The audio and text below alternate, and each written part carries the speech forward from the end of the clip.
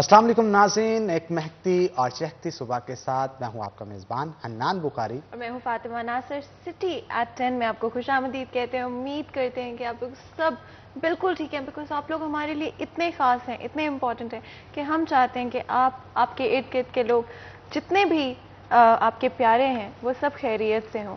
हनान, आज आपको पता है कि हमारे शो का एक ट्रेडिशन है जो कि हम लोग कभी कभी बीच में स्किप भी हो जाते हैं, लेकिन यूजुअली जो है हमारी कोशिश होती है कि हम कोई ना कोई टैलेंट ज़रूर ऐड करें। उसकी तरफ जाएंगे, लेकिन उससे पहले जल्दी से ना वेदर के बारे में बता देते हैं। वेदर तो लाजमी तौर पे बताना चाहिए क्योंकि गुज़श्ता रोज़ बारिश भी हल्की शहर फैसलाबाद पे हुई है और काली घटाओं ने शहर फैसलाबाद को गुज़श्ता रात अपनी आगोश में ले लिया था। ठंडी हवाओं ने चेहरे जो है वो खिलखिला उठे थे शहरियों के और काफ़ी खुश थे शहरी। फातिमा, वैसे आज टेम्परेचर क्या रहेगा और सूरत हाल क्या होगी, इस हवाले से ज़रा बताइए, क्योंकि शहरी नजरें टिका के बैठे होते हैं कि जैसे ही शो स्टार्ट होगा फातिमा नासिर जो है वो खास तौर पे आज के मौसम की सूरत हाल। चले हनान, आपने इतने प्यार से कहा है तो मैं बता देती हूँ कि आज का जो मौसम है आइंदा 24 घंटे में ज़्यादा से ज़्यादा 37 डिग्रीज रहेगा और कम से कम 22 डिग्रीज रहेगा, जो कि अमूमन तौर पे अगर देखा जाए तो उससे बेहतर है, क्योंकि आजकल टेम्परेचर जो है वो 40 सेंटीग्रेड हिट करने लग गया। और जैसे कि आपने कहा कि मौसम कल से जो है वो कल शाम के बाद से थोड़ा बेहतर हो गया था। बहुत हवाएं चल रही थी, आंधी भी फैसलाबाद शहर के अंदर आई थी। तो आइंदा 24 घंटे में कुछ ऐसा रहेगा मौसम के सूरत हाल, और उम्मीद करते हैं कि आप लोग अपने आप को आंधी में निकलना नहीं चाहिए, कोशिश करनी चाहिए कि इंडोर्स रहे, ताकि कोई चीज और जो मुंह को ढांप के रखना चाहिए। हवा में नमी का तनासब भी 75% है। और इसके साथ साथ गुज़श्ता रात की बात करें तो हवा तकरीबन 13 नॉट की रफ्तार से चल रही थी, लेकिन आज सुबह से जो है तकरीबन 3 से 4 नॉट की रफ्तार से हवा चल रही है। और यहाँ पे एक और चीज़ मैं लाजमी तौर पे मेंशन करना चाहूँगा, वो ये कि रोज़ाना की बुनियाद पे, जैसा कि रमज़ान से पहले भी और बाद में भी हम आपको कहते हैं कि कोई भी टैलेंट आपके अंदर मौजूद है तो आप उसकी वीडियो बनाएं, 30 सेकंड की हमें व्हाट्सएप करें उस नंबर पे जो कि आपकी स्क्रीन के ऊपर दिया जाता है। यही नहीं बल्कि हम आपकी सेलिब्रेशंस भी दिखाएंगे, आपकी बर्थडे सेलिब्रेशन हो उसकी भी वीडियो बनाएं। हम आपकी खुशियों में अपने स्टूडियो से उस वीडियो को ऑन एयर करके होंगे। तो आज हमें खास तौर पे अयान बिन वकास हैं जिन्होंने अपनी बर्थडे की वीडियो भेजी है। तो अयान, पहले तो आपको बहुत बहुत सालगिरह मुबारक हो। जो वीडियो भेजी है आइए आपको दिखाते हैं। A very very happy birthday to you Ayan. आपकी ज़िंदगी में अल्लाह ताला बहुत सारी खुशियाँ लेकर आए और आपका जो मुस्तकबिल है अल्लाह ताला उसको रोशन करते हैं। तो जी, ये तो थी सालगिरह। इसके अलावा भी जैसे कि मैंने आपको शो के शुरू में बता दिया था, क्योंकि आज मैं बड़ी एक्साइटेड हूँ इस स्पेसिफिक टैलेंट के हवाले से जो कि हम आपके साथ शेयर करेंगे। हमारे पास वीडियो जो है भेजी गई एक बहुत ही टैलेंटेड एक्टर की तरफ से। एक्टिंग बड़ी कॉम्प्लिकेटेड होती है, इस वजह से बड़ा ज़रूरी है कि you have to get it right. वो इमोशंस, वो जज्बात उस लम्हे में महसूस करना बड़ा मुश्किल होता है, लेकिन यही तो एक अच्छे एक्टर की खासियत होती है कि वो किसी भी लम्हे में कोई भी जज्बात जो है ऐसे फील करते हैं कि ऑडियंस जो है आपके साथ कनेक्ट हो जाती है और उस जज्बात को महसूस करने लग जाते हैं। तो जी, आज हमें वीडियो भेजी गई है सैयद शबाब की तरफ से। आप लोगों की स्क्रीन्स पर जो है अगर हम वीडियो भी चलाएंगे और आपको दिखाएंगे कि बहुत ही अमेजिंग टैलेंट जो है वो फैसलाबाद के अंदर हमने तलाश किया है। बहुत ही अमेजिंग ये टैलेंट है, टैलेंटेड बंदे हैं शबाब, और उम्मीद करते हैं कि आप अपने जो कोई भी अगर आपके टैलेंट्स हों उसको परस्यू करें, और चाहे वो कोई भी हो, चाहे एक्टिंग हो चाहे म्यूजिक है। जनाब, ये तो बड़े दुखी किस्म की एक्टिंग थी जो कि इन्होंने की, लेकिन ये एक अच्छी चीज़ है कि आप अपने एक्टिंग स्किल्स को इम्प्रूव करते हैं वीडियोस बना के। और बहुत सारे दोस्त, और अगर आप सोशल मीडिया के ऊपर भी पोस्ट करते हैं तो बहुत सारे लोग आपको बताते हैं कि आपके एक्टिंग स्किल्स कितने अच्छे हैं, लेकिन ये इम्प्रूव करने के लिए इन चीज़ों को बहुत बेहतरीन चीज़ है। तो शहाब साहब, आप मज़ीद मेहनत करें और अपने एक्टिंग स्किल्स को इम्प्रूव करें। हो सकता है किसी अच्छे डायरेक्टर की ऐसी वीडियोज हैं, क्योंकि हम चाहते हैं कि हम लोग इस तरह के टैलेंट को प्रमोट करें। तो ज़्यादा से ज़्यादा अपनी जो वीडियोज़ हैं 30 सेकेंड्स की आप हमें सेंड कर सकते हैं, जो कि हमारी स्क्रीन पर प्ले की जाएगी और आपका जो टैलेंट है वो लोगों को दिखाया जाएगा। ऑफ कोर्स ये तो होगी टैलेंट के हवाले से बात, लेकिन फिटनेस भी जो है ना वो बड़ी ज़रूरी है, और आज की दुनिया में और भी ज़्यादा ज़रूरी होगी। इसलिए हमारी कोशिश होती है कि अपने इस प्लेटफॉर्म के थ्रू आप लोगों तक जितनी भी फिटनेस टिप्स हैं वो पहुंचा सकें। और आज इसीलिए हम लोगों ने अपने स्टूडियो में एक बहुत ही जो अमेजिंग और फिटनेस के हवाले से जिनको बहुत इन्फॉर्मेशन है उनको इनवाइट किया है। वो हमारे शो में पहले भी आते रहते हैं और हमेशा जब भी वो आते हैं इतने मज़ेदार वो टिप्स देकर जाते हैं कि पता होता है कि अगर आप उनको फॉलो करेंगे तो आपकी हेल्थ भी बेटर होगी, और अगर आप चाह रहे हैं कि वेट लूज़ करें उस हवाले से भी बेहतर आप कर सकते کرتے ہیں. تو جی میں انٹروڈیوس کرا دیتی ہوں آپ کو. ہمارے ساتھ آج اسٹوڈیوز میں یوگی نعیم موجود ہیں. جلدی سے ان کی طرف چلتے ہیں. السلام علیکم, کیسے ہیں آپ؟ وعلیکم السلام جی, میں ٹھیک ہوں الحمدللہ. کیسا رہا آپ کا رمضان؟ بہت اچھا رمضان گزرا. رمضان کے بعد تو ایسے لگتا ہے جیسے ہم دوبارہ انفٹ ہونے کی طرف جا رہے ہیں. وہ فٹنس کا مہینہ ہے, بہت اچھا زبردست. رمضان میں یہ چیز ہو جاتی ہے, لیکن آف کورس اگر افطاری اور سحری پہ کنٹرول ہو پھر تو فٹنس کا مہینہ ہے. اگر کنٹرول نہیں ہے تو پھر نہیں. وہ اکثر درمیان والا جو درمیانی رستہ ہے نا, افطاری اور سحری کے درمیان والا جو وقفہ ہے, اس میں لوگ کچھ نہیں کھاتے, لیکن ایک ہی بار ٹوٹتے ہیں, یا تو سحری پہ یا پھر افطاری پہ.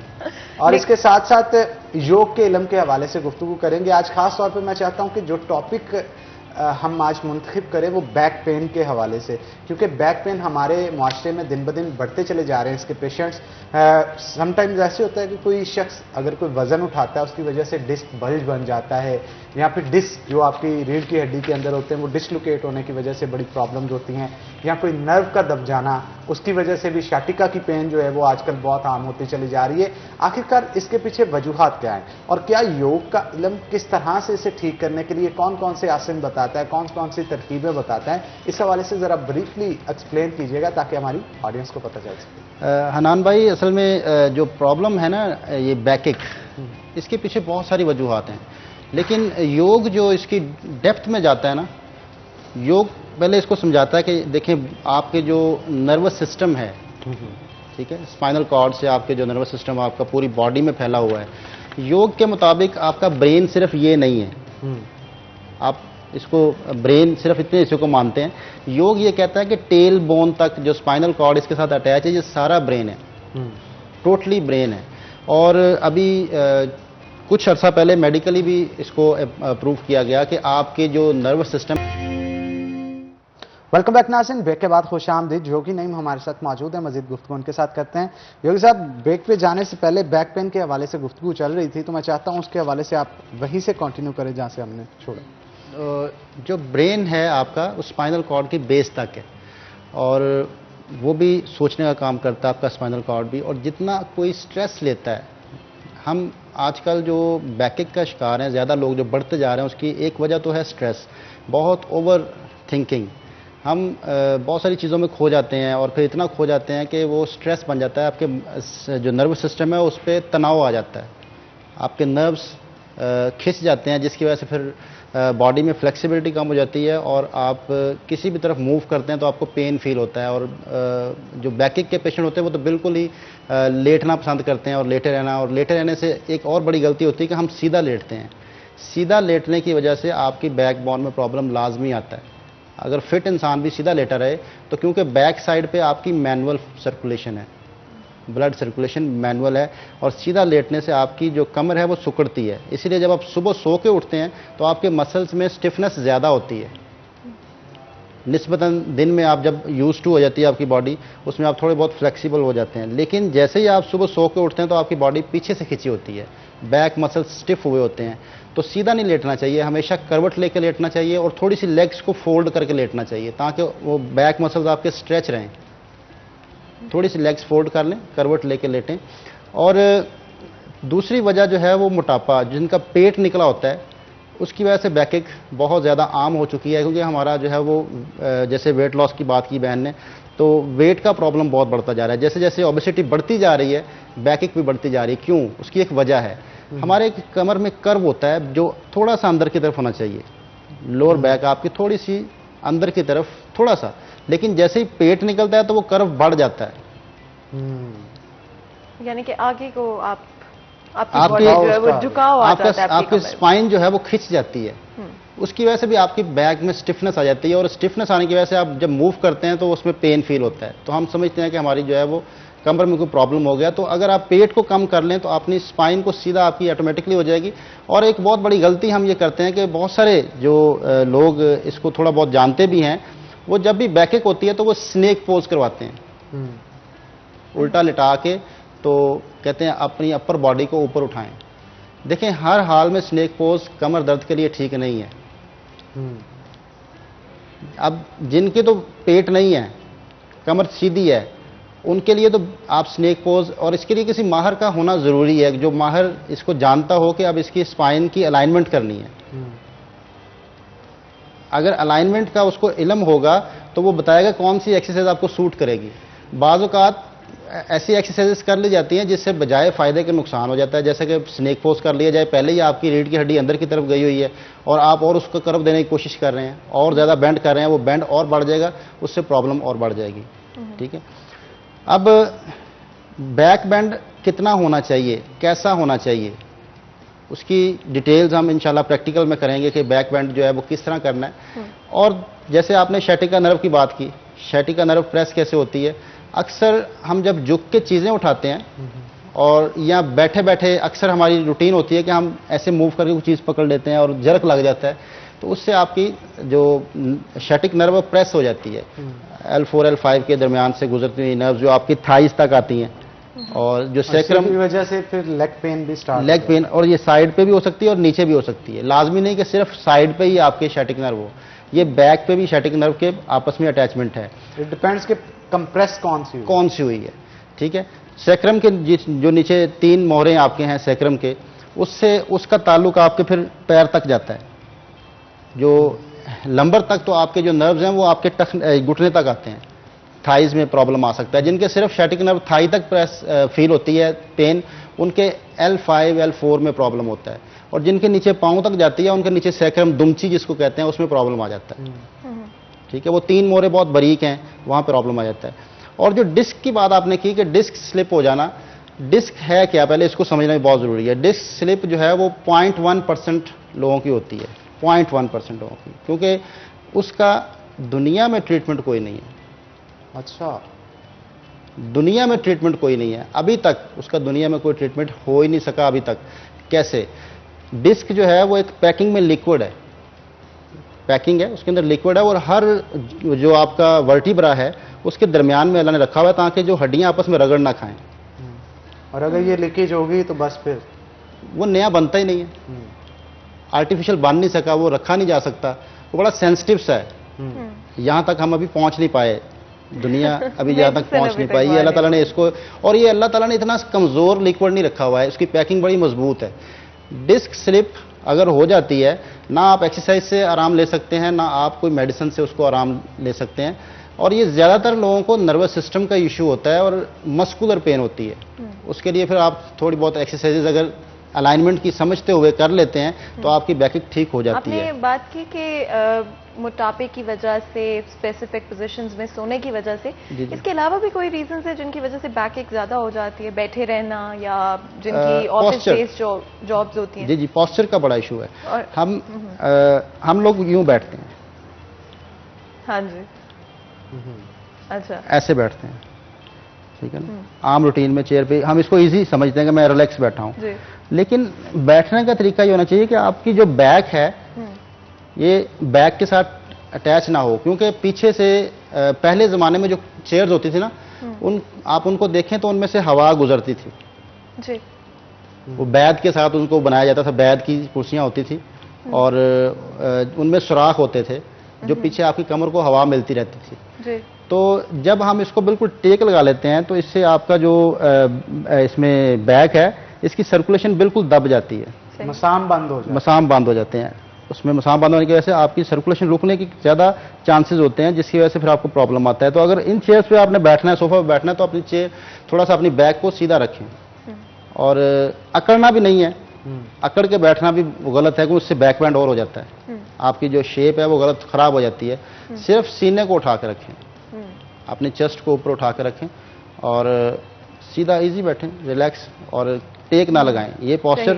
اور دوسری جیسے ہم نے بات کی کہ شیٹیکا نرو جو ہے یہ پریس ہوتی ہے, تو اس کا بڑا آسان سمپل علاج ہے, ہر بندہ اپنے گھر میں خود کر سکتا ہے, کسی کی ضرورت نہیں پڑے گی اور آرام سے نکل جائے گی, اور بہت ایزی ہے. میں اس کو بھی آپ کے سامنے پیش کرتا ہوں. بیٹھ کے ایکسرسائز کرنا, اس میں آپ ایج پہ آ جائیں گے کسی بھی چیئر پہ. یہ تھوڑا سا جو ہے وہ نیچے ہے, تو اس کو ہم اونچا کرنے کے لیے کشن نیچے رکھ لیتے ہیں. صحیح. تو یہ ہونا چاہیے کہ آپ کے یہ لیول ہونا چاہیے, یہ لیول ہونا چاہیے. نی اور تھائی آپ کی ایک لائن پہ ایسے اتنی اونچائی پہ بیٹھنا ہے کہ نی آپ کے لیول پہ آ جائے, اور جو آپ کا ہیل ہے یہ بالکل نی جوائنٹ کے نیچے ہو, بالکل سٹریٹ ہو جائے, یہ ایل بن جائے گا.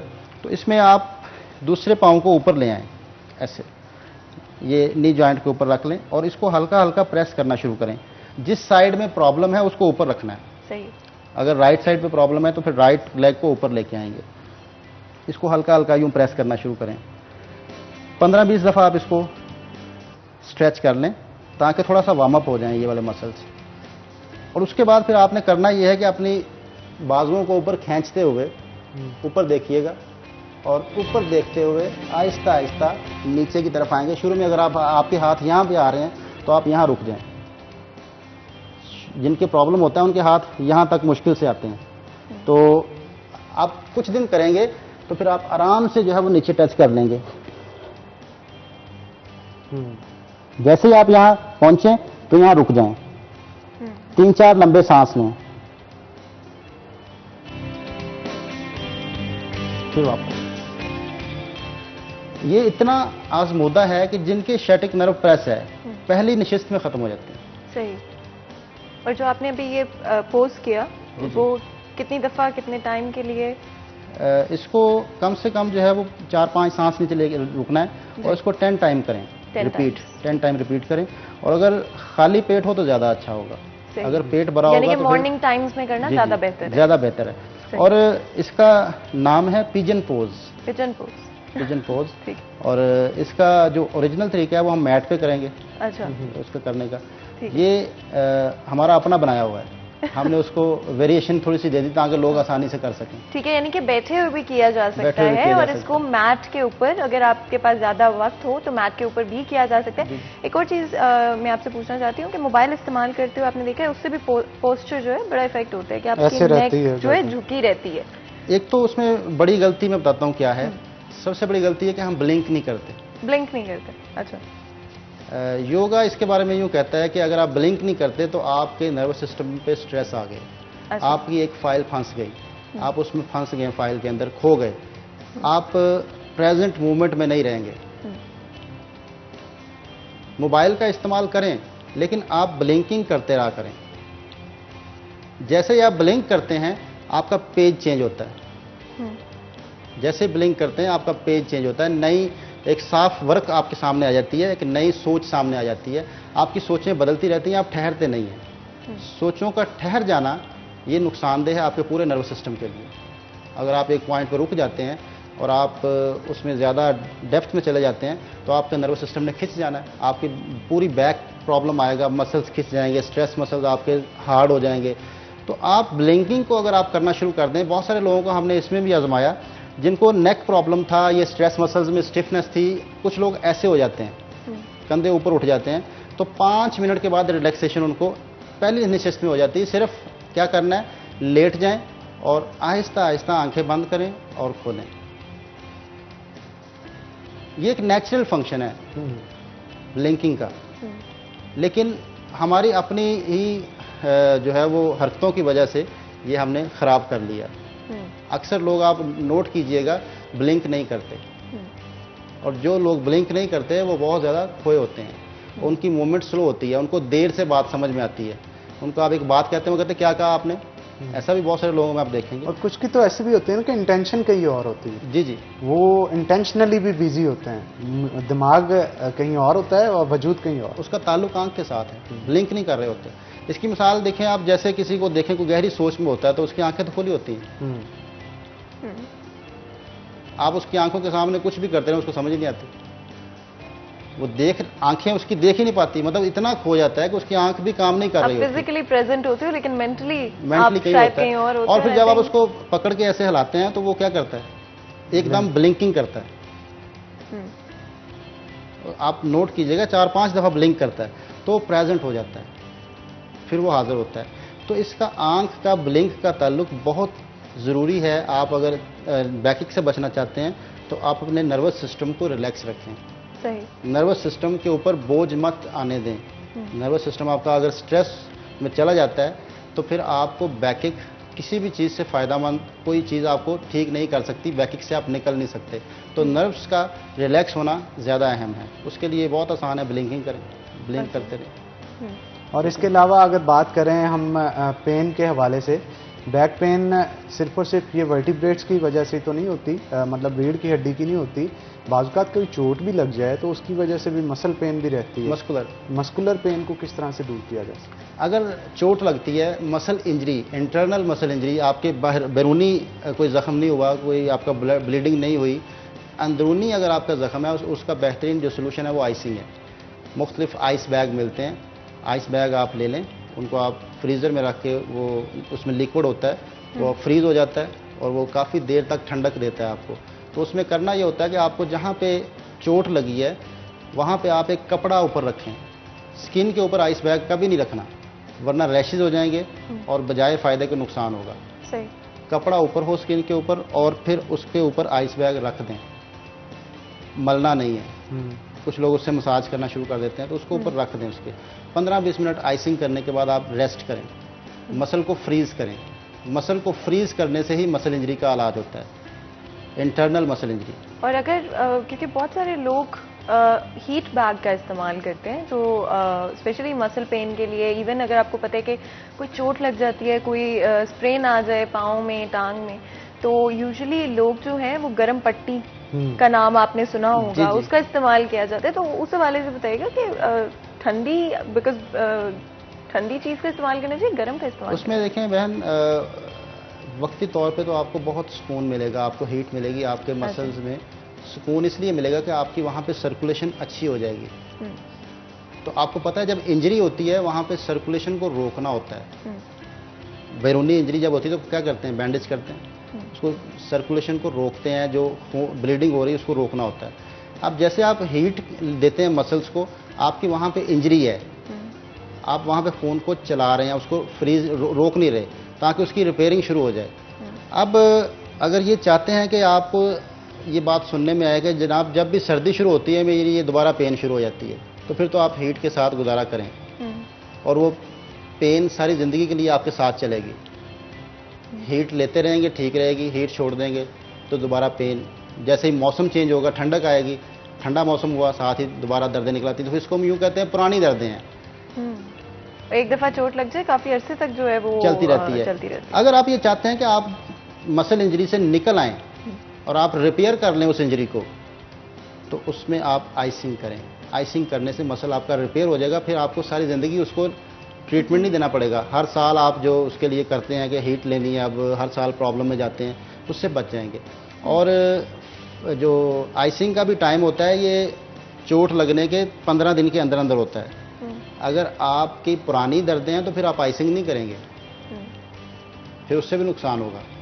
पुरानी दर्दें आइसिंग से नहीं जाती, फिर उसके लिए और ट्रीटमेंट है, फिर उसके लिए और आयुर्वेदिक मसाज है, आयुर्वेदिक मसाज करना पड़ता है। उसमें केसुओं के फूल हैं, मेथी दाना है, उससे फिर पोथियाँ बना के मुख्तलिफ किस्म की जो है वो फिर मसाज दी जाती है। मैं उसी तरफ आने लगी थी क्योंकि मसाज टेक्निक्स भी बहुत सारी इस्तेमाल की जाती हैं। कभी आपका बहुत दफ़ा होता है कि जो नी है उसमें दर्द शुरू हो जाती है, कहीं पे टक्कर हो गई आपकी नी कहीं इस तरह की जगह पे लगे, या कोनी किसी इस तरह की जगह पे लगे, तो वो जो सडन पेन होती है उसके लिए कोई मसाज टेक्निक्स जो आप स्पेसिफिक तरीके से अगर आप कोई ऑयल इस्तेमाल करें या कुछ इस्तेमाल करें ताकि वो जो जल्दी आपकी दर्द जो है ख़त्म हो जाए? उसमें जो है वो ऑयल का तो इस्तेमाल नहीं करना चाहिए। जब चोट लगती है तो पहले ही इंजरी है वहाँ पे आप मसाज करेंगे तो और प्रॉब्लम में आ जाएंगे। अच्छा, मसाज नहीं करनी चाहिए? मसाज नहीं करना चाहिए। कोई भी मसल इंजरी है तो उसको आप छेड़ेंगे तो जख्म तो और बढ़ जाएगा ना।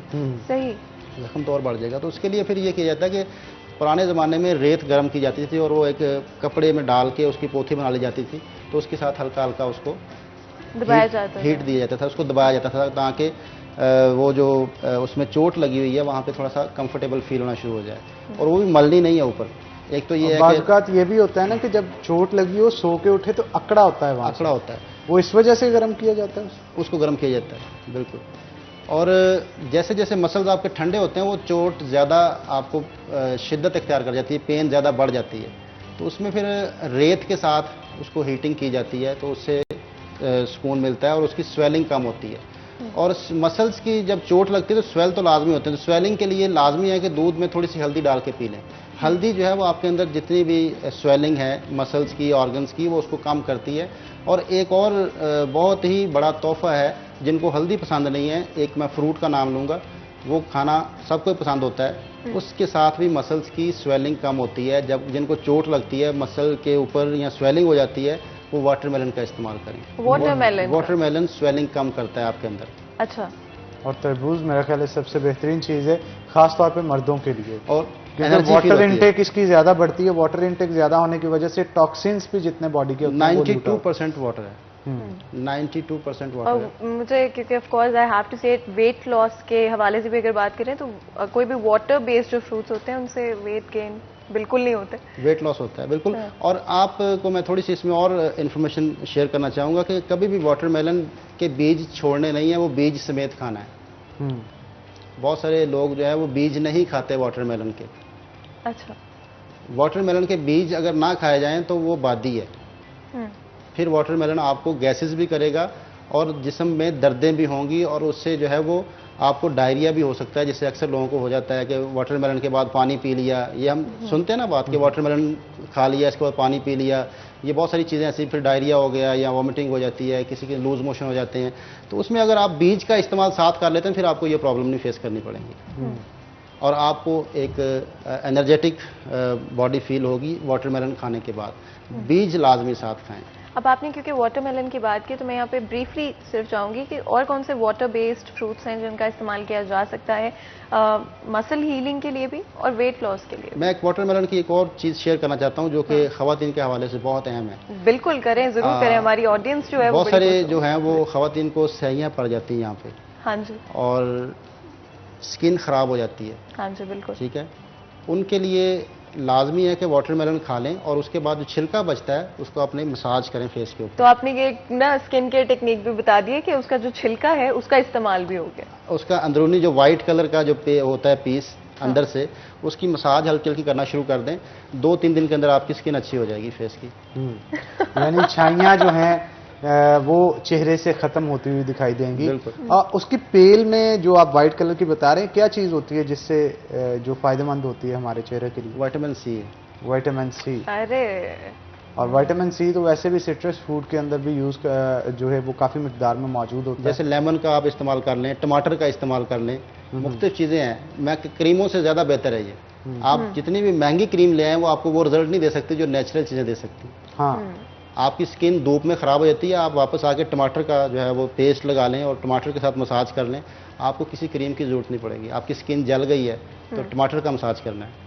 بالکل. اور سٹرس بیسڈ فروٹس بیسیکلی جو ہے وہ اسکن پر استعمال کیے جا سکتے ہیں اور بجائے کہ آپ کریمز استعمال کریں کیونکہ وٹامن سی کی بہت ساری کریمز کا استعمال کیا جاتا ہے. ایک اور چیز ہے جب اسپیشلی وہ لوگ جو کہ پورا دن کام کرتے ہیں اور یا تو ان کو کھڑے رہنا پڑتا ہے، چلنا زیادہ پڑتا ہے، یا ایون بیٹھ کر جو لوگ آفس جابز ہیں جن کی کمپیوٹر بیسڈ جابز ہیں، کوئی ایسے اسٹریچز جو کوئکلی آپ، کیونکہ آپ پورے دن کے بعد جب گھر پہنچتے ہو آپ میں اتنی ہمت نہیں ہوتی ہے کہ آپ بہت زیادہ ٹائم اس پر لگا سکیں، لیکن کوئی کوئک اسٹریچز جن سے آپ اپنی بیک پین، ٹانگوں کا درد، بازو، شولڈرز بڑے دکھ رہے ہوتے ہیں، نیک بڑی دکھ رہی ہوتی ہے، تو کوئی کوئک اسٹریچز جن سے آپ کے مسلز جو ہیں تھوڑے اسٹف اتنے نہ رہیں. جیسے ہم نے پوسچر کی بات کی بیٹھنے کی، تو میرا خیال ہے اس کے اوپر ہم بعد میں گفتگو کریں، لیکن پہلے بریک لے لیں. ہم نے صرف چھوٹی سی بریک لینی ہے. بریک کے بعد آنا ہے اور پھر ہم ان اسٹریچز کے حوالے سے یوگی نعیم سے بات کریں گے. تو چھوٹا سا بریک لیتے ہیں، بریک کے بعد حاضر ہوتے ہیں. تو کہیں مت جائے گا ہمارے ساتھ. ایکسرسائزز جو ہیں یوگی نعیم ہمیں بتائیں گے. تو آپ کو بریک میں جانے سے پہلے ہم بات کر رہے تھے اسپیشلی ان لوگوں کے لیے جو بہت تھکے ہوتے ہیں آ جائے تو پھر ہمارے بیک نہ ہو. ہم کھڑے ہونے کا طریقہ سیکھ لیں. جیسے ہم بیٹھنے کا طریقہ سیکھتے ہیں، پوسچر کو ٹھیک کرتے ہیں، ایسے ہم کھڑے بھی غلط ہوتے ہیں. دیکھیں ہم جب کھڑے ہوتے ہیں یا تو موٹاپے کی وجہ سے ہم بیک بینڈ کر کے کھڑے ہوتے ہیں. موٹاپا ہمارا اتنا ہوتا ہے کہ ہمارے پیچھے کمر نکلی ہوتی ہے، یا ہم ویسے ہی ہمیں ایک عادت سی ہے ایسے کھڑے ہونے کی، ایسے کھڑے ہوتے ہیں. اب اس میں کیا ہے کہ اپر جو باڈی ہے یہ گریوٹی آپ کی کھینچ رہی ہے. اس سے کیا ہوگا کہ یہ بیکک ہوگا، یہاں پہ پریشر آئے گا. تو اگر ہم سیدھے کھڑے ہونا شروع ہو جائیں، اپنا ویٹ ٹوز کی طرف رکھیں. اللہ تعالیٰ نے دیکھیں نا سپورٹ بھی آپ کی آگے کی طرف لگائی ہے، پیچھے سے پاؤں بریک ہے، آگے آپ کی سپورٹ ہے. تو آپ سپورٹ کی طرف لیں گے تو آپ گر نہیں سکتے. پنجوں کی طرف آنا، پنجوں کی طرف اپنا ویٹ رکھیں تو آپ کو ایک تو سارا دن کھڑے رہنے سے بھی پین نہیں ہوگی. اکثر لوگ جو کھڑے رہتے ہیں ان کو یوں چاہیے کہ آپ ایسے بالکل پنجوں کی طرف رکیں. اور اگر یہ ہو جاتا ہے تو پھر ہم اس کو اسٹریچز کون سے کر سکتے ہیں. بیڈ پہ لیٹ جائیں، لازمی نہیں ہے میٹ. آپ بیڈ پہ لیٹے لیٹے اپنی لیگ کو یوں پکڑیں اور جو کرو بڑا ہوا ہے اس کو کم کرنے کے لیے اپنے نی جوائنٹ سے پکڑتے ہوئے اسٹریچ کریں اور لیگ کو فولڈ ہی رکھیں. آپ شروع میں اس کو سیدھا کر لیں گے تو آپ کو بجائے فائدے کے نقصان ہوگا. اکثر لوگ دوسری ٹانگ کو سیدھا کر لیتے ہیں اور اس کی وجہ سے وہ دوسری جو ٹانگ آپ کھچاؤ پیدا کر رہے ہیں اس میں زیادہ کھچاؤ پیدا ہوتا ہے. زیادہ کھچاؤ ہوتا ہے تو وہ بجائے فائدے کے نقصان ہوتا ہے. تو اس کو ہمیشہ لیگ فولڈ رکھتے ہوئے دوسری لیگ کو اپنی طرف آپ اسٹریچ کریں. اس سے پورا اسٹریچ آپ کی بیک پہ آتا ہے اور جیسے ہی آپ لیگ سیدھی کرتے ہیں یہ آپ کی ٹانگ پہ اسٹریچ آتا ہے. یہ ٹانگ کی ایکسرسائز ہے, یہ بیک کی نہیں ہے. بیک کی ایکسرسائز جو ہے وہ لیگ کو ایسے فولڈ رکھتے ہوئے دوسری لیگ کو اپنے سینے کی طرف کھینچیں. ایک تو یہ ہے. پھر دونوں کٹھی کر لیں.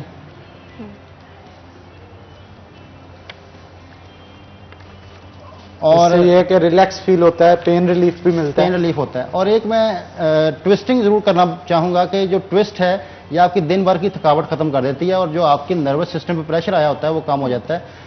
آپ رائٹ لیگ کو اوپر رکھیں ایسے اور یوں بازوؤں کو سینے کے اوپر ایسے ایلبوز کو پکڑ لیں. آپ کیا کریں گے کہ جو لیگ اوپر ہے نا رائٹ, تو گھٹنوں کو لیفٹ سائڈ پہ لے جائیں گے. رائٹ لیگ اوپر ہے, گھٹنے لیفٹ سائڈ پہ چلے جائیں گے اور ایلبو کو رائٹ سائڈ پہ لے جائیں گے.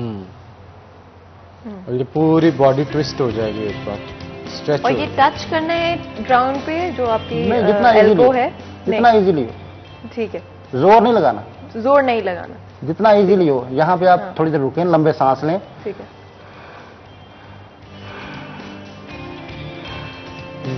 اسی طرح پھر آپ لیفٹ لیگ کو اوپر لے کے آئیں اور اب دونوں گھٹنے رائٹ سائڈ پہ لے جائیں گے اور اپنی ایلبوز کو لیفٹ سائڈ پہ اسٹریچ کریں گے. تو اگر ہماری آڈینس کو ایٹ دا مومنٹ جیسے آپ دیکھ رہے ہیں کہ جیسے ہم چونکڑی لگا کر جس طرح سے بیٹھے ہوتے ہیں یا آپ لیگ کراس کر کے بیٹھتے ہیں ہلکا سا. ہاں جی. ویسے یہ صبح اٹھتے بھی کرنا چاہیے. بالکل کرنا چاہیے. اس سے آپ کے بیک مسل جو ہیں وہ ریلیکس ہو جاتے ہیں. اور اس کے بعد ہمیشہ ایک غلطی آپ کرتے ہیں کہ آپ یوں اٹھتے ہیں, اس سے آپ سائڈ کرو لے کے اٹھنا چاہیے. جرک آتا ہے. کروٹ لیں کسی بھی سائڈ پہ اور پھر سہارا لیتے ہوئے اوپر اٹھیں. ہم نے ایک بات کی تھی پیجن پوز کی. پیجن پوز جو ہے وہ کرنے کا طریقہ ہم جو ہے وہ یوگی نعیم سے ہم بہت ساری جو چیزیں ہیں وہ پوچھنا تو چاہتے ہیں. اگر آپ یہ پوز جو ہے ذرا مطلب literally with in few second آپ دکھا دیں ہماری آڈینس کو, کیونکہ ہمارے پاس وقت کی کمی ہمیشہ ہی رہتی ہے. بیسک جو ہے وہ یوں ہے کہ آپ لیگ کو فولڈ کریں اور وی شیپ بنا لیں جی, اور اس کے اوپر لیٹ جائیں. تو جی چلے, بہت ہی امپورٹنٹ اور بہت ہی امپورٹنٹ ہے, اسپیشلی جیسے کہ یوگی نعیم نے بتایا بھی کہ بیک ایک کے لیے بڑا ضروری ہے. تو جی آپ اپنے گھر پر بھی کر سکتے ہیں لیکن سیف رہتے ہوئے کرنا ہے, چوٹ نہیں لگوانی ہے اور اپنے آپ کو پش اتنا نہیں کرنا ہے کہ آپ کی جو کوئی مسل انجری آپ کو ہو جائے. جی بہت بہت شکریہ ادا کرتے ہیں یوگی نعیم کا کہ انہوں نے ہمیں جوائن کیا اس سیگمنٹ میں اور آپ لوگوں کو اتنی مزیدار سی ٹپس اینڈ ٹرکس جو ہیں آپ کی ایکس کے حوالے سے بتائیں. یہاں پر ایک چھوٹا سا بریک لیں گے, بریک کے بعد حاضر ہوں گے. کہیں مت جائے گا, ہمارے ساتھ رہیے گا. ہم نے سنی آسما فیصل کی اور ماشاءاللہ جمعے کا دن ہے تو دل اور بھی خوش ہو جاتا ہے. اللہ تعالیٰ کو جتنا ہم خوش کر سکیں, ہمارے پیارے نبی صلی اللہ علیہ وسلم کے لیے بہت ہی خوبصورت سی نعت آپ نے پڑھی اور ہمارے آڈینس اور ہمارا سب کا جو دل ہے وہ بہت ہی خوش ہوا. ہمارے ساتھ پیر ضیاء احمد ہاشمی صاحب بھی موجود ہیں. السلام علیکم پیر صاحب. وعلیکم السلام. کیسے ہیں آپ؟ الحمدللہ, آپ کیسے ہیں؟ میں بھی بالکل ٹھیک ہوں. آج ہم نے پیر صاحب کو جمعے کے روز, آپ کو پتہ ہے ہماری کوشش ہوتی ہے کہ ہم لوگ کوئی نہ کوئی سبجیکٹ, کوئی نہ کوئی ایسا موضوع چوز کریں جس سے اسلامک نالج جو ہے آپ لوگوں تک پہنچا سکیں. اور آج کا ہمارا جو موضوع ہے بہت ہی ضروری ہے. ایک ایسا موضوع ہے, ایک ایسا سبجیکٹ ہے جو ہماری سوسائٹی میں انفارچونیٹلی بہت عام ہو گیا ہے اور زیادہ جیسے جیسے وقت گزرتا جا رہا ہے اور زیادہ ہوتا جا رہا ہے. میں بات کر رہی ہوں طلاق کی. ایک وقت ہوتا تھا جب طلاق کے نام سے بھی لوگ ڈرا کرتے تھے, لیکن آج ہم ایک ایسے وقت میں پہنچے ہیں جہاں پر طلاق عام ہو چکا ہے. پرسنٹیج طلاق کی پچھلے کچھ سالوں میں بڑھتی جا رہی ہے. چھوٹے چھوٹے معاملات پر طلاق لے لیا جاتا ہے. مرد عورت فیملیز جو انوالوڈ ہوتی ہیں ان سب کی طرف سے شاید एक लैक ऑफ नॉलेज भी है हमारी सोसाइटी में इस्लाम के हवाले से कि इस्लाम क्या कहता है तलाक के हवाले से, क्या करना चाहिए अगर उस पॉइंट तक बात पहुंच भी जाए कि जहां पर एक रिश्ते को निभाना नामुमकिन हो जाए, तो क्या करना चाहिए, क्या सही तरीका है फैमिलीज के लिए, औरत के लिए, मर्द के लिए। इसलिए आज हमने पीर साहब को बुलाया। पीर साहब की तरफ चलते हैं। पीर साहब, आप मुझे बता रहे थे एक केस के हवाले से कि कोई ऐसा किस्सा जो है वो चल रहा था कल भी, उस हवाले से भी बात कीजिएगा। उससे पहले अगर जनरली तलाक के हवाले से इस्लाम क्या कहता है, कुरान क्या कहता है, अगर आप बताएं। बिस्मिल्लाहिर्रहमानिर्रहीम। आज का जो टॉपिक है असल में ये हमारी एक मुआशरती ज़रूरत है। अल्लाह ताला ने इंसान को ऐसा बनाया है कि ये मिलजुल के रह सकता है, बग़ैर मुआशरत के इसका रहना नामुमकिन है। इसको रहने के लिए अल्लाह ताला ने एक दूसरे के सहारे की ज़रूरत को साथ मुहताज और लाजम रखा। तो इसका जो वजूद है हज़रत आदम अलैहिस्सलाम से इसका आगाज़ है और उनके साथ हज़रत अम्मा हव्वा सलामुल्लाह अलैहा उनकी तख्लीक का जिक्र है। हज़रत आदम अलैहिस्सलाम से लेकर ख़ातमुन नबिय्यीन वल मुरसलीन सल्लल्लाहु अलैहि वसल्लम तक इस मुआशरे की बढ़ोतरी के लिए, नशो-नुमा के लिए, नस्ल इंसानी की बका के लिए अल्लाह ताला ने मर्द और औरत का एक ऐसा रिश्ता रखा है जिसको हम खामद और बीवी के नाम से जानते हैं, और उनके दरमियान ये रिलेशन एक बड़े पाकीज़ा बंधन जिसको निकाह कहा जाता है उसके साथ ये कायम होता है, जिसको अल्लाह ताला ने अपने नबियों का सुन्नत और तरीका बनाया है। अब वो बंधन असल में बनाया तो इसलिए गया है कि कुरान पाक ने ये कहा कि तुम एक दूसरे से सुकून हासिल करो, तस्कीन हासिल करो, तुम एक दूसरे का लिबास हो, तुम एक दूसरे की इज़्ज़त व वक़ार का ख्याल करो। और अल्लाह ताला ने इस तरह से कैटेगराइज किया खुद जिनसे इंसान को कि उसमें मर्द और औरत की दोनों की शेप्स अल्लाह ताला ने एक ख़ास मकसद के लिए उनको बनाया, और उसी मकसद के पेश नज़र दोनों की जिम्मेदारियां अलग अलग रखी कि औरत ने क्या जिम्मेदारी अदा करनी है और मर्द के क्या जिम्मा है। जब इस पाकीज़ा बंधन में कोई बंध जाता है जिसको निकाह कहते हैं, जिसके बारे में आप सल्लल्लाहु ताला अलैहि वसल्लम ने ये फरमाया था, निकाह मिन सुन्नती फमन रागिब अन सुन्नती फलैसा मिन्नी, कि निकाह मेरी सुन्नत है, जिसने इससे मुंह को फेरा वो मुझसे नहीं है, वो मेरा नहीं है। कभी इंशाल्लाह एक पूरा टॉपिक हम लेके आएंगे और सिर्फ निकाह ही पे बात करेंगे, लेकिन आज हम तलाक की तरफ चलते हैं। असल में ये जो पाकीज़ा बंधन है जिसके साथ ईमान की तकमील होती है, जिसके साथ इंसान इस मुआशरती गुनाहों से बहुत सारा बच सकता है, तो वो जब बाहम खामंद और बीवी के दरमियान मजाज ना मिलते हों, वो सही तरीके से ज़िंदगी ना बसर कर सकते हों, या उनकी ज़िंदगी दुनिया के अंदर ही जहन्नम बनी हुई हो, तो फिर एक गुंजाइश रखी है अल्लाह ताला ने, अगरचे उसको पसंद नहीं फरमाया, यानी जायज़ कामों में से वो है जो अल्लाह ताला को पसंद नहीं कि ये दोनों मियाँ बीवी आपस में जुदा हों, लेकिन एक गुंजाइश रखी कि अगर इनका बाहम मिल के रहना मुश्किल है तो ये अलहदगी इख्तियार करते हैं, उस प्रोसेस को तलाक कहते हैं। अब वो जो तलाक है उसके हम असबाब पे बात करें तो बहुत सारे असबाब हो सकते हैं, लेकिन मैं ख़ास तौर पे ऑडियंस से एक बात ज़रूर करूँगा, और वो ये है कि देखें, हमने अगर किसी को इंजीनियर बनाना है तो हम शुरू से उसकी तालीम का एहतमाम करते हैं, यहाँ तक कि वो एक डिग्री हासिल करके इंजीनियर बन जाता है। अगर डॉक्टर बनाना हो तो वो पूरे एक प्रोसेस से गुजरता है और डॉक्टर बनता है। लेकिन मुझे बहुत अफसोस है कि हम अपने मुआशरे के अंदर अच्छा खामद और अच्छी बीवी नहीं दे पाए। क्यों?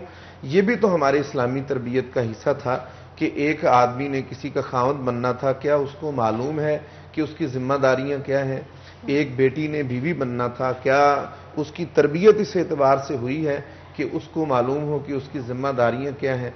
असल में ये सबब ये बनता है कि खामद को मालूम नहीं अपनी जिम्मेदारियों का और बीवी को मालूम नहीं अपनी जिम्मेदारियों का। हम इसको एक आम सी बात समझते हैं, लेकिन शरीयत मुताहरा ने इसको बड़ी अहमियत दी है। यानी आप देखिए कि उनकी अटैचमेंट जो है उसको कुरान पाक का मौजू बनाया गया बाकायदा तौर पर। हदीस तैयबा में इन माशरती मसाइल को बाकायदा तौर पर डिस्कस किया गया। इसका मतलब है कि ये बड़ा अहम तरीन रिश्ता है, तो उसकी तरबियत बड़ी ज़रूरी है, और आज का प्रोग्राम उस तरबियत का एक हिस्सा है। तो मैं ये कहूँगा कि ज़रूर सुने भी, बाद में यूट्यूब पर भी इसको ज़रूर सुने कि आखिर कि किस प्रोसेस से गुजर के तलाक देनी चाहिए। क्या ऐसे ही छोटी छोटी बातों पे तलाक हो जानी चाहिए, ऐसे गुस्सा आ गया तो तलाक दे दी? ये कोई मजाक थोड़ी है, ये अल्लाह ताला की अर्श को हिला देने वाला मामला है। बिल्कुल पीर साहब, और ये आपने बहुत अहम बात की कि क्या छोटे छोटे झगड़ों पर तलाक दे देनी चाहिए, क्या इख्तलाफात पर जिनका सोल्यूशन भी निकल सकता है उन पर तलाक दे देनी चाहिए। मैं चाहती हूँ कि आप हमारी ऑडियंस के लिए सबसे पहली चीज़ जो वाज़ेह करें वो ये है कि कौन से ऐसे जायज़ वजूहात हैं, रीज़न्स हैं जिनकी वजह से तलाक जायज़ है, जिन पर तलाक ली जा सकती है, और फिर हम इस तरफ आएंगे कि क्या तरबियत में बेहतरी की जा सकती है। लेकिन सबसे पहले कि क्या वजूहात हैं जिन पर जायज़ है तलाक। बिल्कुल पीर साहब, मतलब एक औरत किस हद तक जाए तो वहां पे जाके स्टॉप हो जाए तो वहां पे मर्द को तलाक देनी चाहिए, और किस हद तक अगर नहीं जाती तो बात को अफाम तफहीम के साथ हल कर लेना चाहिए। इस हवाले से जी बहुत अच्छी बात कही, यही मैं बताने वाला था, आपने दोनों ने वो क्वेश्चन कर दिया कि असल में दीन मतीन ये कहता है कि अर्रिजालु कव्वामूना अलन्निसा।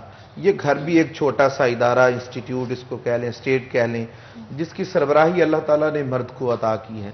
अब उस स्टेट के अंदर जब जो मातहत हैं वो बीवी की हैसियत से हो, वो औलाद की हैसियत से हो, तो हम क्योंकि डिस्कस कर रहे हैं बीवी और खामद के मामला, तो वहाँ पे ये नौबत कब आती है कि तलाक, अब शरीयत फरमा रही होती है कि ठीक है अब तुम तलाक दे दो, तो कोई ऐसी बात नहीं है, तुमने सारे रास्ते इख्तियार कर लिए जो दीन मतीन ने बताए थे। कुरान पाक ये फरमाता है कि अगर मियाँ बीवी के दरमियान इख्तलाफ राय हो जाए तो उस इख्तलाफ राय में अगर खामद हक पर है तो फिर उसे चाहिए कि वो अपनी बीवी को समझाए। यानी पहला जो मरहला है वो वाज का है, नसीहत का है, समझाने का है। उसके बाद जो दूसरा मरहला है कि अगर नसीहत से भी वो इत्तिबा और इताअत में नहीं आती तो फिर फरमाया कि दूसरा मरहला ये है कि तुम कुछ देर के लिए उससे अलहदा रहो। अगर फिर भी वो ना समझे तो फिर उसके बाद अगला मरहला ये है कि तुम डांट डपट भी करो। फिर फरमाया कि अगर ये 3 मरहलों से भी मामला जो है ना वो हल नहीं हुआ, फिर फैमिली के, दोनों फैमिलियों के सरबराह बैठ जाएं, वो दोनों की बातचीत को सुने, जहां जिसकी गलती है वो उसकी दुरुस्तगी करें, और जहां जो सही है उसको अप्रिशिएट करें, दूसरे को समझाएं, तो ये मामला हल हो जाए। ये 4 प्रोसेस ऐसे हैं जिनमें से गुजरना चाहिए अगर कोई इस मरहला तक पहुंचना चाहता है। फिर उसके बाद भी फौरन तलाक देने का हुक्म शरीयत मुताहरा ने नहीं दिया, कि क्योंकि असल में ये मर्द को हक हासिल है, मर्द को हक हासिल है, शरई हक है उसका कि तलाक उसने देनी है। अगर औरत उससे तंग है, क्योंकि दोनों तरह के हालात होते हैं, कोई जरूरी नहीं कि मर्द ही परेशान हो अपनी बीवी से, ऐसे भी हो सकता है कोई जालिम मर्द हो, वो जुल्म ज्यादती करता हो, तो फिर अल्लाह ताला ने औरत के लिए एक हक रखा है जिसको हक खुला कहते हैं, यानी दोनों तरफ ही वो मौजूद है। लेकिन तलाक देने का हक शोहर ही को है, उसने देना। खुला ये होता है कि मुतालबा किया जाता है कि आप मुझे तलाक दे दो, वो नहीं देता तो कोर्ट में चले जाते हैं, वहां पे केस दायर कर दिया जाता है कि ये निकाह मुझे तलाक दे दें। तो वो जो मरहला मैंने 4 अभी प्रोसेस अर्ज किए, उसके बाद अगला जो प्रोसेस है वो ये है कि अभी भी शरीयत ने ये नहीं कहा कि तुम फौरन तलाक दो, बल्कि शरीयत ने मुताहरा ने कहा कि अगर पाकी के अय्याम चल रहे हैं तो नापाकी के कुछ अय्याम आते हैं, उनके गुजरने का तुम इंतजार करो, फिर जब पाकी के दिन आ जाएं जिसको तोहर कहते हैं, तो फरमाया कि इसमें तुम एक तलाक दे दो, ये तलाक आसन है, और उसके बाद तुम दोनों अलहदा हो जाए, वो इद्दत गुजारे, और इद्दत गुजारने के बाद जब इद्दत मुकम्मल हो जाए तो फिर उसके बाद वो जिससे चाहे निकाह कर ले, और मर्द को भी इजाज़त है तलाक के बाद वो चाहे तो निकाह कर सकता है। लेकिन आप देखिए कि एक तलाक देने के लिए कितना एक पीरियड है, कितना लंबा प्रोसेस है, हमें मालूम ही नहीं है। और फिर साहब ये जो गुस्से में इकट्ठी 3 तलाकें दे दी जाती हैं, ये एक बार ही काउंट होगी या ये भी 3 दफा ही काउंट की जाती हैं? अच्छा, इसके लिए मैं यहाँ 2 चीजें हैं। एक तो ये है कि गुस्से में तलाक देना, میرا خیال ہے طلاق ہوتی غصے میں، یہ تو نہیں ہے بڑی سونی لگ رہی تینوں طلاق ہو گئی، ایسا تو نہیں ہوتا. یہ ساری چیزیں جو ہیں وہ ناراضگی ہوتی ہے ایک دوسرے سے، وہ لیکن ایک غصے کا ایک عالم ہوتا ہے جس میں انسان کو پتہ ہی نہیں ہے کہ وہ کیا کہہ رہا ہے، یعنی وہ اس کا دماغ معاف ہو گیا تو طلاق تو ہو جائے گی. لیکن جو معاملہ ہے کہ اگر کسی نے اس حق کو ایک ہی وقت میں استعمال کر لیا، میں اس کی مثال ایک سادہ سی دیتا ہوں. ایک کے پاس 3 روپے ہیں، وہ اپنے 3 روپے کو چاہے تو ہر سال میں 1 روپے خرچ کر لے، ایک مہینے میں 1 خرچ کر لے، ایک ہفتے میں 1 خرچ کر لے، ایک دن میں کر لے یا ایک ہی وقت میں تینوں خرچ کر لے، اس کے پاس پھر باقی کچھ نہیں رہے گا. اگر کوئی شخص اپنے طلاق کے حق کو استعمال کرتا ہے، اگر ایک ہی مرتبہ وہ اپنے تینوں حق استعمال کر جاتا ہے، اس کے بعد شرع متین نے اب باقی حق طلاق دینے کا باقی نہیں رکھا اس کے پاس. اس لیے اب یہ اور اہم چیز تھی. اصل میں ہوا یہ ہے کہ رسالت مآب صلی اللہ تعالی علیہ وسلم نے ایسے معاشرے کے اندر اعلان نبوت فرمایا تھا جس کو دور جاہلیت کہہ لیں، جہالت کا دور تھا ان کا. وہاں پہ تو یہ ہوتا تھا کہ ایک عورت کو 1 نہیں 2 نہیں سینکڑوں طلاقیں دے دی جاتی تھی اور پھر رجوع کر لیتے تھے، ہزاروں طلاق دے کر پھر رجوع کر لیتے تھے. شریعت مطہرہ نے فرمایا بھی کسی عورت کے ساتھ اس قدر ظلم اور زیادتی اللہ تعالیٰ کی ذات کو اور دین متین کو برداشت نہیں ہے کہ تم طلاق بار بار اس کو دو، بار بار رجوع کرو، وہ نہ آگے کسی اور سے نکاح کر سکے، نہ تم حق زوجیت ادا کرو. تو فرمایا نہیں، تمہارے پاس صرف 3 کی گنجائش ہے. اگر تم اس اپنے حق شرعی کو استعمال کرنا چاہتے ہو حسب ضرورت. اب دیکھیے نا، میں سننے والوں سے یہ بھی کہوں گا کہ اگر کوئی شخص 3 طلاقیں دے تو اس سے بھی وہی مقصد حاصل ہوگا، اگر 1 طلاق دے اس سے بھی وہی مقصد حاصل ہوگا. لیکن اس سے فرق کیا ہوگا؟ فرق یہ ہے کہ انسان 1 طلاق کے بعد اگر عدت گزر بھی جائے تو پھر اس کے بعد تجدید نکاح ہو سکتا ہے، یعنی وہ دوبارہ سے ان کی اٹیچمنٹ ہو سکتی ہے، پیچ اپ ہو سکتا ہے. لیکن اگر کوئی شخص 3 طلاقیں دے دے پھر اس کے بعد تو گنجائش ہی باقی نہیں رہتی. پھر میں یہ کہتا ہوں کہ واقعتاً اللہ تعالیٰ کا عرش ہلتا ہے اور انسان کا دل کانپتا ہے کہ اس شخص نے یہ معاملہ کس حد تک جا کے کر. بالکل پیر صاحب، اتنا امپورٹنٹ ایشو ہے ڈائیورس کا، اسپیشلی آج کی سوسائٹی میں جہاں پہ ڈائیورس ریٹس دن بدن بڑھتے جا رہے ہیں اور فیملی سسٹم پاکستان کے اندر، مسلمان کمیونٹی کے اندر بھی ہم لوگوں کو ہلتا ہوا نظر آ رہا ہے، شیک ہوتا ہوا نظر آ رہا ہے. تو جی بہت ہی امپورٹنٹ سبجیکٹ ہے، ڈسکشن کو کنٹینیو رکھیں گے لیکن ایک چھوٹا سا بریک لیں گے اور بریک کے بعد حاضر ہوں گے. تو کہیں مت جائے گا، ہمارے ساتھ رہیے گا.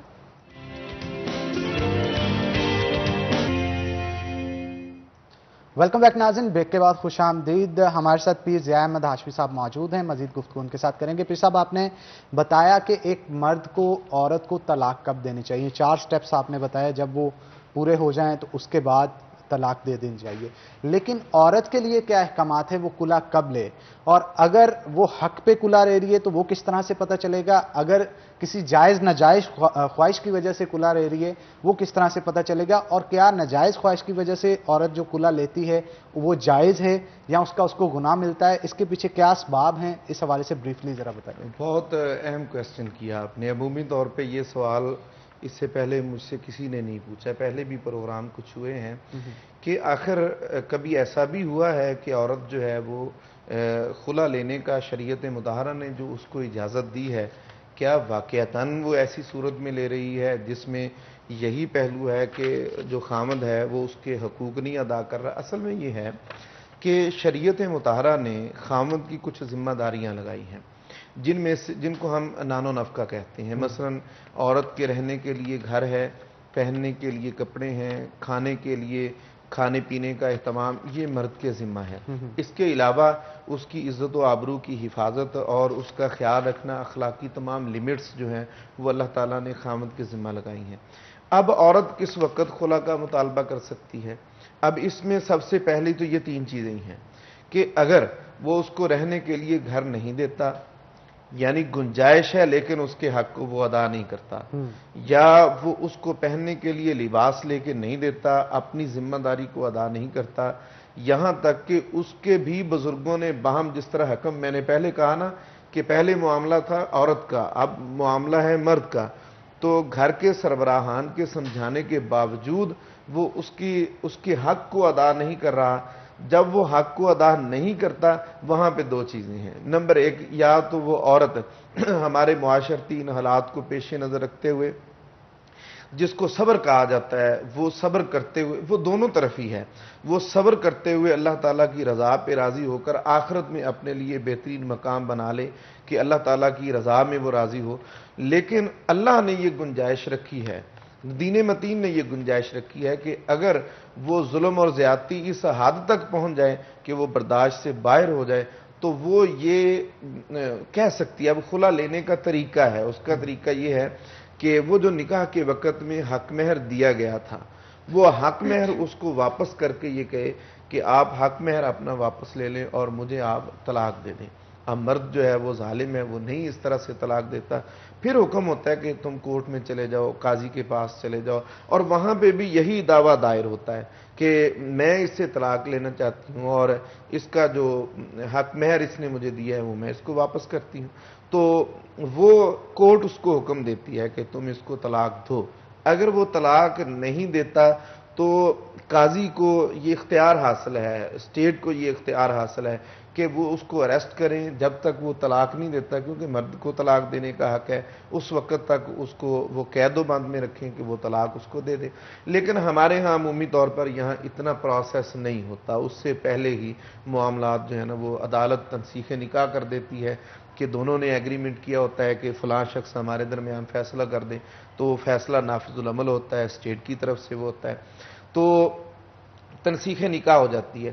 خلا اصل میں میں یہ اس سے بھی پہلے ایک بات یہ کہنا چاہتا ہوں کہ اس پروسیس تک پہنچنے سے پہلے ہزاروں مرتبہ سوچا جائے، خصوصاً وہ عورتیں اور وہ مرد جن کو اللہ تعالیٰ نے اولاد سے نوازا ہے. ایسی اولاد کی موجودگی میں اگر ان کے اوپر باپ کا سایہ نہیں ہے یا ماں کا سایہ نہیں ہے یا دونوں کے الجھاؤ ہیں، ایسے لوگوں کی اولاد اپنے معاشرے کے اندر اچھا کردار ادا نہیں کر پاتی. وہ ہمیشہ سے احساس کمتری کا شکار رہتے ہیں. آپ دیکھیں گے کہ عمومی طور پر ایسی فیملیز جن کے اندر یہ لڑائی جھگڑے عام رہتے ہیں ان کے بچوں کی گروتھ ہی ٹھیک نہیں ہوتی. تو بچے کو ماں کی بھی ضرورت ہے، اتنی ہی باپ کی شفقت کی بھی ضرورت ہے. اگر آپ جدا ہو رہے ہیں تو آپ اپنی اولاد کے ساتھ وہ ظلم کر رہے ہیں. اب میں آپ سے، ہمارے بہت سارے لوگ اس طرح کے مسائل ہم سے ڈسکس کرتے ہیں، لیکن میں آپ کو بتاؤں عمومی طور پر ہم نے دیکھا ہے کہ جب وہ یہ غلطی کر بیٹھتے ہیں تو پھر ان کی حالت دیکھنے والی ہوتی ہے. مرد کی بھی عورت کی بھی، دونوں کا گزارا نہیں ہوتا. عورت اپنے گھر کو چھوڑ کے جاتی ہے، آگے سامنے نہ بھائی ان کا خیال کرتی ہیں، جب تک ماں باپ ہیں وہ ان کا خیال کچھ نہ کچھ، ان کی اولاد ہے وہ تو خود ساری قربانیاں دے کر بھی اس کا خیال رکھیں گے. لیکن ہمارے معاشرتی حالات بالکل ایسے نہیں ہیں کہ ایک صاحب یہاں پہ ایک ٹیکنیکل ٹرم کے حوالے سے میں لازمی طور پہ گفتگو کرنا چاہوں گا کہ جب کورٹ میں جایا جاتا ہے عورت کی طرف سے اگر کھلا فائل کیا جائے تو وہ جیسے نان نفقہ کی آپ بات کر رہے تھے، ایشوز تو انہی کو بنایا جاتا ہے، لیکن بہائنڈ دا سین کیا ایشوز ہوتے ہیں یہ وہ جانتا ہے یا دونوں کی فیملیز جانتی ہوتی ہیں، لیکن کورٹ میں کچھ اور دکھایا جاتا ہے تاکہ جلد از جلد تنسیخ نکاح یا پھر جو بھی ان کا سسٹم ہے وہ ختم ہو جائے. تو کیا یہاں پہ یہ چیز جائز ہے؟ اللہ تعالیٰ اس کو کتنا ناپسند کرتے ہیں اس حوالے سے؟ میں ابھی یہ بتانے والا تھا کہ ایسی عورت جو اپنے خاوند سے طلاق ان سبب کے بغیر یعنی کسی اور سبب سے لیتی ہے جس کی شریعت مطہرہ اجازت نہیں دیتی، تو یاد رکھیے گا کہ قیامت کے دن وہ اللہ تعالیٰ کی کچہری میں جواب دہ ہے کہ وہ جو رسالت مآب صلی اللہ تعالیٰ علیہ وسلم کی سنت مبارکہ بندن کو جس نے غیر اہم سمجھا ہے یا جس نے اپنی نفسانی خواہشات کی بھینٹ چڑھا دیا یا اپنے کسی اور معاملے کی وجہ سے، تو فرمایا کہ وہ اس کا جواب دہ ہے. یہاں پہ یہ بھی ہوتا ہے نا کہ اکثر اوقات نفسانی کے علاوہ مطلب گھر والوں کا بڑا کردار ہوتا ہے. کسی کے گھر والے رشتے جوڑنے والے ہوتے ہیں، کسی کے توڑنے والے ہوتے ہیں، کوئی باتوں میں لگا کے آپ کو رشتہ توڑنے کی کوشش کرتا ہے. اس کے بارے میں کیا احکامات؟ اچھا، یہ تو مثلا ہم کیونکہ معاشرتی پہلو ذکر کر رہے ہیں، یہ ساری چیزیں ایفیکٹ کرتی ہیں. بعض اوقات ایسے ہوتا ہے کہ اس کے طلاق کا سبب بچے کے خاندان فیملی ممبرز بنتے ہیں، بعض اوقات خود بچی کے فیملی والے بنتے ہیں. ہم اسی پاکیزہ معاشرے کی بات کر رہے ہیں جو رسول اللہ صلی اللہ تعالیٰ علیہ وسلم نے ہمیں عطا کیا ہے. میں تو کئی مرتبہ بڑے کھلے سے لفظوں میں کہتا بھی ہوں کہ جب آپ اپنے بیٹے کی شادی کرتے ہیں، اب پہلا معاملہ تو شروعی ساس اور بہو کا ہوتا ہے، بالکل، تو اس میں یہ ہے کہ اگر آپ نے بیٹے کی شادی کی ہے اس کے سکون کے لیے، اس کی بہترین زندگی کے لیے، تو پھر اگر وہ اکٹھے بیٹھ کے کھانا کھا رہے ہیں تو اس کو پھر یہ تانا دینے کی ضرورت نہیں ہے ادھر مرید ہو گیا. یہ دیکھیں ہمارے فیملی یہ فیکٹرز ہیں کہ اگر وہ دونوں خوشی کے ساتھ زندگی بسر کریں، آپ کا دل خوش ہونا چاہیے. بالکل آپ بالکل ٹھیک بات کر رہے ہیں. ہم اس پہ مزید گفتگو کریں گے، لیکن کیونکہ ہمارے ساتھ آسماں فیصل بھی موجود ہے تو میں چاہتا ہوں خوبصورت سی نعت جو ہے آپ لازمی طور پہ پڑھیں تاکہ ہماری آڈینس، آج جمعے کا دن ہے، مبارک دن ہے، اور مبارک دن میں اچھی اچھی اور نعتیں یہ جو بھی ہے وہ بتائے سننے گا کا کہ موقع. کون سی نعت پڑھیں گے. Welcome back. سٹی ایٹ 10 میں آپ کو ایک دفعہ پھر خوش آمدید کہتے ہیں. بریک میں جانے سے پہلے گفتگو جاری تھی. پیر ضیاء احمد ہاشمی صاحب ہمارے ساتھ موجود ہیں. بات کر رہے تھے ڈائیورس ریٹس کے حوالے سے، کس طرح سے ڈائیورس ہماری سوسائٹی میں زیادہ ہوتا جا رہا ہے. کیا وہ چیزیں ہیں ایک تو جو سوچنی چاہیے ڈائیورس کو کنسیڈر کرنے سے بھی پہلے، کیونکہ یہ بہت بڑا معاملہ ہے اور شاید ہم اس کو اتنا بڑا سمجھنا ختم کر دیا ہے ہم نے جتنا ہمیں اسے سمجھنا چاہیے. اسی وجہ سے آج ہم نے یہ موضوع سلیکٹ کیا تاکہ اس پر الیبوریٹ کر سکیں کہ کہاں پہ ہم غلط ہیں، کہاں پر ہماری سوسائٹی غلط جا رہی ہے، اور جہاں پہ سچ میں کوئی چیز غلط ہو رہی ہے وہاں پہ کیا کرنا چاہیے. پیر ضیاء احمد ہاشمی صاحب کی طرف چلتے ہیں. پیر صاحب، ہم نے بہت ساری چیزیں آلریڈی ڈسکس کی ہیں، خلا کے حوالے سے ڈسکس کیا، طلاق کے حوالے سے ڈسکس کیا. میں بات کرنا چاہتی ہوں ان کیسز کی اب جہاں پر ایکچوئل میں فزیکل یا مینٹل ابیوز جو ہے وہ ہو رہی ہے. ان کیسز میں ایک عورت کو یا ایک مرد کو کیا کرنا چاہیے؟ جی میں ابھی اس طرف آتے ہیں. میں جو بات کر رہا تھا اس میں ایک پہلو یہ تھا کہ خود خامد کے گھر والے اس کا سبب بن جاتے ہیں. وہ بھی ایک مینٹل ابیوز کا حصہ ہے. میں صرف ایڈ کرنا چاہتی ہوں کہ وہ بھی ایک طرح کا مینٹل ابیوز ہی ہے، اسی لیے میں نے یہ سوال پوچھا. بالکل. وہ اصل میں یہ ہے کہ ان کو وسیع و ظرفی کا اظہار کرنا چاہیے کہ وہ اپنی خوشیوں کے ساتھ زندگی بسر کریں. ہمارے ایک سبب یہ بھی بنتا ہے کہ لڑکی والوں کے گھر والے اثر انداز ہوتے ہیں، یعنی اور آج کل تو یہ ہمارے پاس جو موبائل ہے یہ ایسی ڈیوائس آ گئی ہے جس نے میرا خیال ہے بہت ساری فیملیوں کو یا تو شادی سے پہلے ہی اجاڑ دیا ہے. اگر شادی ہو گئی ہے تو پہلے یہ ہوتا تھا کہ اگر میاں بیوی کے درمیان کوئی تھوڑی بہت نوک جھونک ہو بھی جاتی تھی، گھر کے اندر معاملات بن بھی جاتے تھے، تو وہ بچی والوں کو گھر کو پتہ چلنے سے پہلے ان کا خود ہی وہ مسئلہ سالو بھی ہو جاتا تھا، وہ روٹین کی لائف میں آ جاتے تھے. لیکن ابھی تو ہلکی سی بات ہوتی ہے تو فون جو ہے نا وہ چلا جاتا ہے اور سارے معاملات اس حد تک. ویسے سمجھدار لوگ کبھی بھی اس پہ اتنا ریئیکٹ نہیں کرتے، خصوصاً بیٹی والوں کی طرف سے اس طرح کا ریئیکٹ نہیں ہوتا. لیکن اگر وہ ناسمجھی کا مظاہرہ کریں تو پھر معاملات بگڑ جاتے ہیں. یہ ہمارے معاشرتی کچھ پہلو ایسے ہیں جن کو ہم اگنور نہیں کر سکتے. یہ سبب بنتے ہیں، بچوں کی زندگی جو ہے، میاں بیوی کی جو زندگی ہے اس کو اجاڑنے کا یہ سبب بنتے ہیں. لیکن ہم ایک اور چیز بڑی اہم ترین آج کے ٹاپک میں یہ بھی ڈسکس کریں گے کہ ہمارا جو فکر اور سوچ کا لیول ہے، ہمیں کیا ایک خامد کو اپنی بیوی کو کس حیثیت کے ساتھ اس کو رکھنا چاہیے. رسول اللہ صلی اللہ علیہ وسلم کی سیرت طیبہ ہمیں کیا بتاتی ہے. آپ یاد رکھیے کہ اب میں سب مردوں سے مخاطب ہوں اور ان کو یہ بتا رہا ہوں کہ رسول اللہ صلی اللہ علیہ وسلم نے فرمایا کہ ان کے معاملے میں عفو و درگزر سے کام لو. یعنی یہ ناقص العقل ہیں، ان سے غلطی سرزد ہوگی تو تم ان کو معاف کرو، بار بار معاف کرو. بلکہ آپ صلی اللہ علیہ وسلم کا خطبہ حجت الوداع میں بھی آپ نے یہ فرمایا تھا کہ اپنی بیویوں کا خیال رکھنا، اچھا پہننے کو دینا، اچھا کھانے کو دینا. جب آپ صلی اللہ علیہ وسلم اس دنیا سے پردہ فرما رہے تھے، نماز کے ساتھ جو حقوق العباد میں سے جس کی بات رسالت میں آپ صلی اللہ علیہ وسلم فرما رہے تھے وہ بیویوں کے حقوق کی بات کر رہے تھے. تو مرد کو چاہیے کہ وہ اپنی بیوی کے ان حقوق کو ادا کرے جو شریعت مطہرہ نے اس سے تقاضا کیا ہے. یہ کوئی ایسا نہیں ہے کہ اگر کسی نے اپنے جگر کا ٹکڑا اس کو دے دیا ہے جو اپنے گھر بار کو چھوڑ کر، اپنے بہن بھائیوں کو چھوڑ کر، یہ بہت مشکل کام ہے بھئی اپنے ماں باپ کو چھوڑ کر آنا، پورے اس ماحول اور سیٹ اپ کو جہاں بھی اس نے 20 سے 25 سال گزارے ہوتے ہیں، اس گھر کو خیر بات کہہ کر وہ ایک ہی شخص کے پاس آئی ہے جو اس کا خامد ہے، تو وہ بھی اس کے ساتھ پیار اور محبت کے ساتھ پیش نہ آئے تو یہ بہت ظلم ہے. شریعت مطہرہ نے کہا کہ تم اس کے ساتھ اس طرح کی خوبصورت زندگی اپناؤ کہ وہ اپنے پچھلے 20-25 سال کو بھول کر اسی کو اپنی زندگی سمجھے. اور عورت کے لیے ضروری ہے آپ صلی اللہ علیہ وسلم کی ایک حدیث طیبہ میں آپ کو سناتا ہوں. ایک غزوہ میں صحابہ اکرام شہید ہوئے تو ایک محترمہ جو تھی وہ آ کر راستے میں کھڑی ہوئی، قافلے در قافلے مدینہ طیبہ میں داخل ہو رہے تھے، تو وہ پوچھتی تھی کہ رسول اللہ صلی اللہ علیہ وسلم کا کیا حال ہے. تو ایک نے بتایا کہ تمہارا باپ شہید ہوا ہے. پھر وہ دوسرا قافلہ آیا تو انہوں نے پھر رسول اللہ صلی اللہ علیہ وسلم کے بارے میں پوچھا کہ ان کا کیا حال ہے. تو انہوں نے کہا کہ تمہارا بیٹا بھی شہید ہو گیا، بھائی بھی شہید ہو گیا. جب ان کو بتایا کہ تمہارا خامد بھی شہید ہو گیا تو وہ رونے لگی.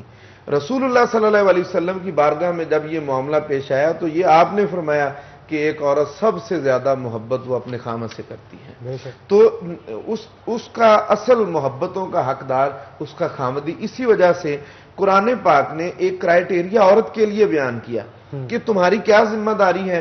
فرمایا کہ تمہاری یہ ذمہ داری ہے کہ تم اپنے شوہر کے گھر میں رہتی ہو، اس گھر کی حفاظت تمہاری ذمہ داری ہے.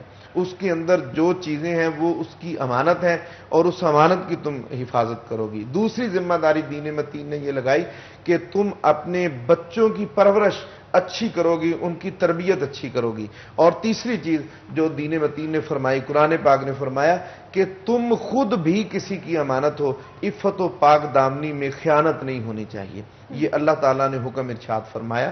تو وہ عورت جو اپنی عفت و پاک دامنی کا خیال نہیں کرتی، یا وہ عورت جو اپنے خامد کے گھر کی نگہداشت نہیں کرتی، بچوں کی صحیح پرورش نہیں کرتی، وہ قیامت کے دن قرآن پاک کی روح سے جواب دہ ہوگی. اور سب سے اہم چیز یہ ہے کہ اس کی تمام تر محبتوں کا مرکز اس کا خامد ہونا چاہیے. شوہر کی عزت اور تکریم کے حوالے سے عورت کے کیا فرائض ہیں؟ کس طرح سے وہ اسے مخاطب کرے، کس طرح سے اس کو عزت دے، اور کون سے وہ ایسے پہلو ہیں اگر وہ نہیں کرتی تو معاملہ خرابی کی طرف جاتا ہے؟ اور بریفلی اگر آپ، کیونکہ ہمارے پاس وقت بہت کم رہ گیا، ایک یہ چیز بیکاز میں چاہتی ہوں کہ ہم خاوند کے حقوق اور بیوی کے حقوق دونوں کے حوالے سے بات چیت کریں تاکہ آڈینس تک ہماری انفارمیشن پہنچے. اور طلاق کی جو سب سے بڑی وجہ آج کی دنیا میں بن رہی ہے، آج کے زمانے میں بن رہی ہے، وہ حقوق جو ہیں وہ پورے نہ ہونا ہے. اور دونوں طرف سے یا تو مرد کے نہیں پورے ہوتے یا بیوی کے نہیں ہوتے.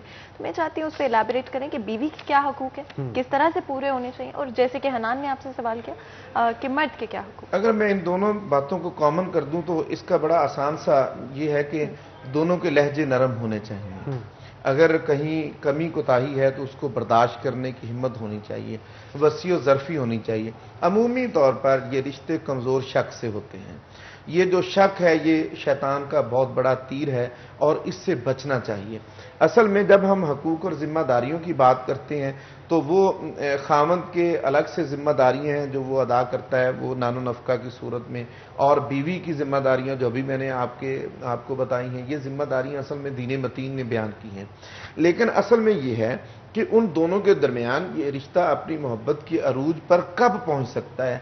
تب پہنچا جا سکتا ہے جب حقیقی محبت ان کے درمیان قائم ہو. اور میں تو یہ بھی کہتا ہوں کہ محبت اصل میں یہ چیز ہے کہ ایک ہوتا ہے کسی کی اچھائی کو اچھا کہنا، ایک یہ ہوتا ہے کہ انسان اس لیول پہ پہنچ جائے جب اس کی بری چیز بھی اس کو اچھی لگنے لگ جائے، یا بری نہ لگے تو اس وقت محبت ہوتی ہے. وہ اصل میں یہ محبت کا رشتہ ہے اور اس کا نبھا بھی محبت کے ساتھ ہی ہونا چاہیے. اس میں آپ یہ مت سمجھیے کہ خاوند اور بیوی جو پیار اور محبت سے زندگی بسر کر رہے ہیں تو کیا شیطان کو یہ اچھا لگے گا کہ دو لوگ خوبصورت زندگی گزار رہے ہیں، اور وہ لوگ جو اللہ تعالیٰ کی رضا کے لیے محبت کے ساتھ دنیا میں زندگی بسر کرتے ہیں، قیامت کے دن اللہ تعالیٰ ان کو اپنے عرش کا سایہ عطا فرمائے گا. بالکل آپ ٹھیک کہہ رہے ہیں. بہت شکریہ جاوید احمد ہاشمی صاحب آج کے شو میں آنے کے لیے. بالکل Hanan, I just want to say کہ یہ ایک بہت امپورٹنٹ سبجیکٹ ہے. ہم اس کو شاید ہمیں اور ڈیٹیل میں آئی تھنک پیر صاحب کور کرنا چاہیے تھا اگر ہمارے پاس اور وقت ہوتا، کیونکہ بہت امپورٹنٹ ہے. آج ہم نے حقوق کے حوالے سے کچھ بات کی، تو آل دا پیپل آؤٹ دیئر میں یہی کہنا چاہوں گی کہ چاہے وہ فیملیز ہوں تو صبر سے کام لیں. اگر آپ کو کوئی بات نہیں بھی اچھی لگتی، چاہے لڑکی کی نہیں لگتی، چاہے بیوی کی نہیں لگتی، آپ اس کے بیچ میں مت پڑیں اور ان کو اپنے مسائل جو ہیں خود حل کرنے دیں. اس کے علاوہ خاوند اور بیوی سے بھی یہی ہے، جیسے کہ پیر صاحب نے بھی کہا حنان، کہ نرمی سے پیش آئیں، ایک دوسرے کی قدر کریں اور نرمی سے، کیئر کے ساتھ، پیار کے ساتھ ہر مسئلے کو حل کرنے کی کوشش کریں. اور غصہ اگر ہو تو تھوڑا وقفہ دے لیں ایک دوسرے کو. ہو سکتا ہے اس وقفے سے بھی بہت سارے معاملات افہام و تفہیم کے ساتھ حل ہو سکیں. تو ونس اگین بہت شکریہ آپ کا. ज़ियामत हाशमी साहब, आसमा फैसल साहब, आपका भी बहुत शुक्रिया, बड़ी खूबसूरत आवाज़ में आपने आज बहुत नाते ही पढ़ी। खूबसूरत आवाज़। और इसी के साथ नाज़रीन आज के प्रोग्राम से अपने मेज़बान हन्नान बुखारी और फातिमा नासिर को इजाज़त दें। अपना बहुत बहुत ख्याल रखें। हम मिलेंगे आपसे अगली दफ़ा। तब तक के लिए अल्लाह हाफिज़।